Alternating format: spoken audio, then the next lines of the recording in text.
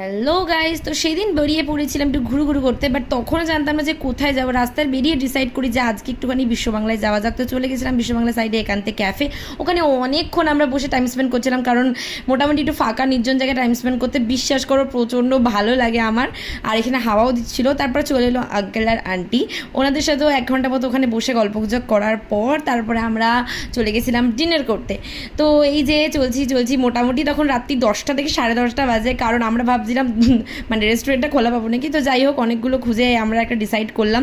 তো চলে গেছিলাম ফ্যামিলি কিচেনে। তো এখান থেকে দেখতেই পাচ্ছ ভেতরে চলে এসেছি। ভেতরে অ্যাম্বিয়েন্সটা দেখতেই পাচ্ছ তোমরা, খুব সুন্দর। ফার্স্টে নিয়ে নিয়েছিলাম চিকেন টিক্কা, আর একটা মাছের আইটেমও ছিল। তো দেন নিয়ে নিয়েছিলাম ফিশ ফ্রাই। তো তারপরে নিয়ে নিয়েছিলাম রাইস, আর তার সাথে চিংড়ি আর ভেটকি, কারণ সেদিন ডিসাইড করে নিয়েছিলাম একটু ফিশের আইটেমই ট্রাই করবো। তো যাই হোক, মোটামুটি তখন 12টা বাজে। তো আমরা বাড়ির দিকে রওনা দিই।